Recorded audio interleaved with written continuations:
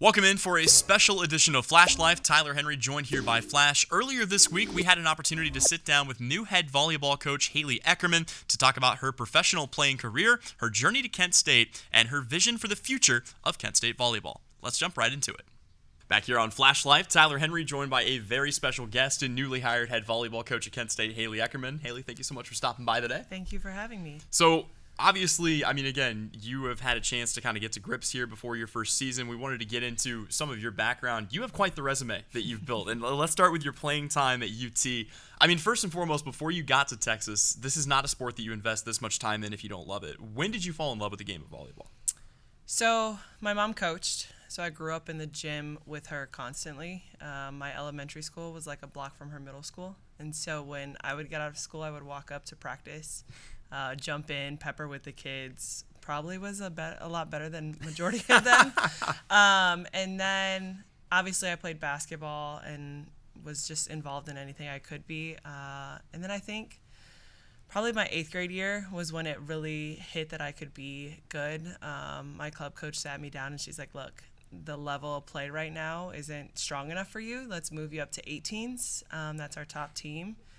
And so that's kind of when the scholarship offers started coming in, because back then it could be at any age you could get offered. But I was also the only person who wasn't committed at the time when I was on those teams. You know, I was playing against kids going to Penn State and Texas and all these schools. And so I think for me that helped kind of develop my game and learn how to be successful on the court as an outside hitter, because I was going against girls who were, 6'4", 6'5", but top 10 players of the country. Right. So you end up accepting an offer to go to UT. You win Freshman of the Year your first year there. You win Conference Player of the Year your next 3 years. You make it to the Final Four 3 times, win a national championship. Did I leave anything out there? No. Okay. What was your fondest memory of your time at the University of Texas? I know you got a lot to choose from there. I would say I have 2. Okay. The first one would be the Freshman of the Year. Okay. And I think that's because, I have an 11-year-old, Caden, and I had him my junior year of high school. Okay. And I went from the number 2 recruit in the country to barely making top 10 after I had him. And a lot of people doubted, you're not going to be good. She's not going to be successful. She'll transfer back home. All these different things. And so that award for me was kind of that, tell me I can't do something and I'm going to go do it. Right. And so getting that award, it was not just for myself, but to everybody else, proving everybody wrong. And then I think, of course, the national championship. I had never won a state championship in high school. We had always made it to the last round before state. And so getting that feeling, we get a lot of crap about our dog pile. It was probably the worst dog pile in NCAA history. Sure. No. Those 2 are my most memorable. Sure, absolutely. And the one thing with volleyball, there are a lot of sports. It's tough to play professionally once you get out of that. So you graduate from Texas, obviously, very, very well decorated. You had a professional career that took you kind of all over the world. You had a chance to play in Azerbaijan and Puerto Rico. What was that like? What was that experience like for you? And what were some of the challenges that kind of came with that? It was a different process. I had kind of been talking with an agent because at that time you can still have conversation, and just felt comfortable enough with signing with this guy. So we lost to BYU on a Thursday. I signed Thursday night with that agent, and then Friday morning we had the All-American banquet, and I was told, hey, you have a contract in Korea. Wow. Okay. For 3 months, and you're going to go in 2 weeks. Korea was different. Right. You go from NCAA where it's 20 hours a week of practice, you have classes, you have this, to where it was 2 practices a day, 4 hours of practice, maybe an hour to go home and nap, to eat, treatment until 9 o'clock. You went from, I had chiropractor, I had Arasti, I had acupuncture, I had all these treatments that we rehab and prehab have here, to just stim machines and ultrasound, and that was it. Right. So my body took a huge hit. After that, I went on to Azerbaijan, had some financial issues there, left, played in Puerto Rico, loved it. It's like my second home. I ended up playing every year for their championships there. Okay. Went to Italy, loved it. Was about half an hour from Milan. Had a car, got to sightsee on Mondays. I'm a big pasta and pizza person anyway. Oh, perfect. So Yeah, no, like, it doesn't get much better than that. I was in heaven. Right. And then Russia was my final season, and it was pretty tough. What has it meant to you just to finally have a team that is your own? I know you had a chance to coach as a head coach at high school, but here at a legitimate D1 university, I mean, what does it mean that this team is yours?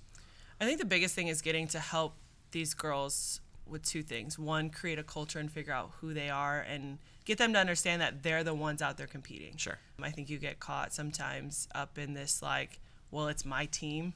And we've been working really hard on like, I'll give you the jewels that you need to be successful, but now it's up to you. Sure. And so seeing them process that and develop that, even just with these last couple of weeks, has been awesome. But then I think the other thing too is preparing for life after volleyball. Right. That's what I'm more excited about, being in this role, and having that influence on them, of helping them understand who they are outside of, hi, I'm so-and-so, I play volleyball at Kent State. Right. We'll have a chance to talk more about your team here in just a moment. We'll take a quick break. More Flash Life when we come back right after this. Can't get your fix for all things Kent State athletics? Head on over to KentStateSports.com to get schedules, results, feature stories, radio, and video coverage of the Golden Flashes. Don't forget to pick up tickets and official gear only on KentStateSports.com. That's KentStateSports.com. Back here on Flash Life, Tyler Henry joined by Haley Eckerman, the new head volleyball coach at Kent State University. Coach, we had a chance to talk about kind of your background, but you're here now, Northeast Ohio. Again, some long-term stability hopefully for you. You've had a chance to kind of get to know the players. I know that you haven't had a chance to coach in a real game yet as far as competition goes in the fall, but you know, getting to grips with this team, you know, again, what are your thoughts on this team now that you've had a chance to get to know them?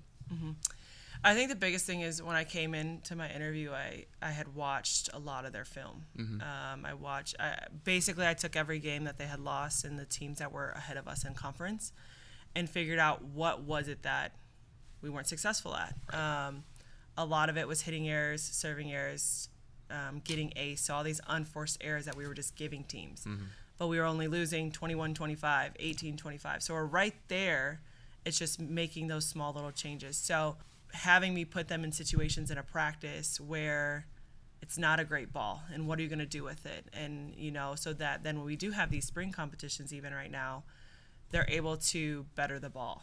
Coming into this new season, again, you get a lot of your players back, or a lot of these players back from last year. I mean, what is kind of your expectation? I know that there are a lot of moving pieces over the summer, but what is your expectation and hope for this upcoming season?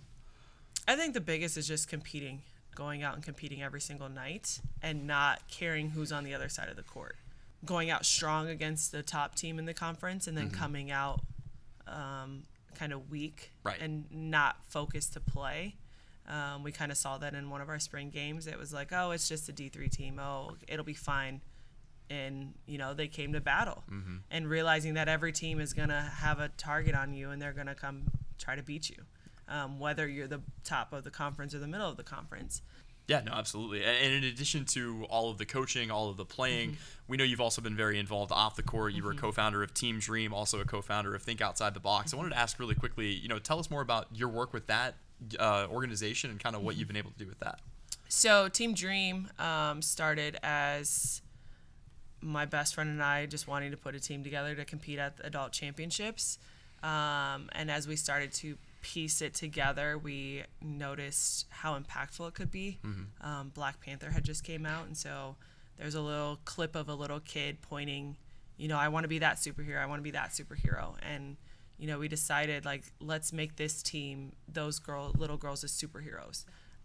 You know, you have your national team players, but those are usually kids who, you know, play professionally and played at Texas and Penn State and the top schools.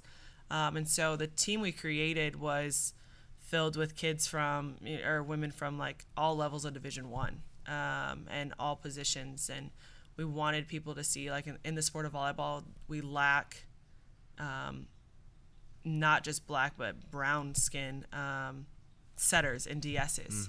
And so wanting girls to have someone that looked like them, whether they were my skin tone or darker or straight hair or curly hair or so we created that team, one, for those kids, but then two, to show, one, the lack of diversity in volleyball. Sure. And kind of create this, like, inclusion of, like, we're going to kind of show you how good we can be, and not just athletically, but everyone had a degree. Some people had their master's, a couple people had their doctorate. And so showcasing to young girls who they could be. We'll step away one more time, and when we come back, we'll have a little bit of fun here and wrap things up on GFTV. Stay tuned next week for the season finale of Flash Life. For the best highlights of 2022, an in-depth interview with first-year athletic director Randale Richmond, and behind-the-scenes fun from the show. Welcome back here on GFTV to Flash Life. Tyler Henry joined by newly hired head coach Haley Eckerman of the Kent State volleyball team. And coach, we always like to have a little bit of fun with our student athletes. You're actually the first coach that we've had on, so awesome. Your answers here will be representative of all Kent State coaches. I just want you to know that pressure is on you here. So outside of volleyball, if you had to compete in any Olympic sport, what would you think? What would you be the most competitive in? I feel like that's tough. I mean, we're not expecting you to get a gold medal. Is it something that I have to be good in, or like? What do you think you could look the most competent in against the greatest athletes in the world outside of volleyball in the Olympics? I would have to go with my second sport of basketball. Okay. Yeah, I respect that. I feel confident in looking athletic out on the court doing that. Sure. I know you're just now getting to know some of the members of your team here, but I mean, on the Kent State volleyball team, which player do you think would win in a karaoke competition? Ooh. I feel like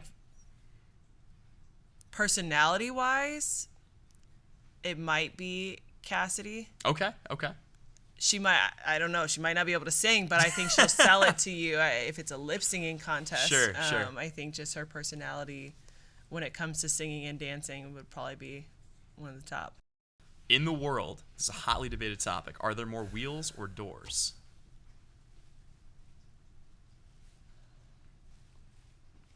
I would say door. Oh, I don't know. Is there an actual answer to this?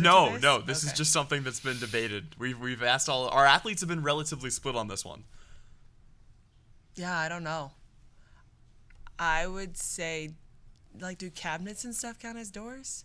Yeah, they do. Okay, then I say doors. Okay, cool. Yeah. All right, fair enough. Does pineapple belong on pizza? No. Thank you. Ew, that's disgusting. You and every other athlete. Everyone has given the correct answer to this. I'm very happy terrible. about this. All right. You get $1 million. Okay. You get to choose whether you take it or not. But if you take the $1 million, a mariachi band will follow you, playing constantly for the next year. Do you take the money? That's fine. That's fine? It's more attention to me. Fair enough. You know? Fair enough. I love it. I might get some NIL deals. Right. I might get something. They're hey, you find a way who's to this sponsor woman it? with this mariachi band? Hey, perfect. I like it. A lucrative opportunity. Before we go here, Coach, obviously a lot of great things coming up here for the Kent State volleyball program, both in the spring and then early in the fall. Anything you want to promote here before we head out for the day?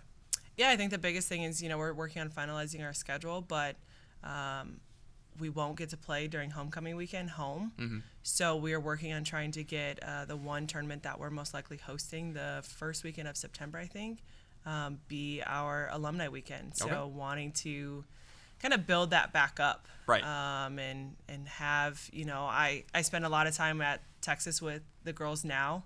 Even this past weekend I went recruiting and got to go watch Texas play against TCU, and I think that relationship can be a huge part of your program and the success of your program. Sure. When every time Texas is successful, that's the first thing Jarrett thanks is the alumni, because, that's who paves the way. And so wanting to build that relationship and get to know them and let the girls get to know them as much as possible. Sure. Sounds good. Well, Coach, thank you so much for your time today. And like I said, best of luck coming up in the fall. Thank you. That's all we've got for you. Be sure to check out Golden Flashes TV for more podcasts and videos from Kent State Athletics.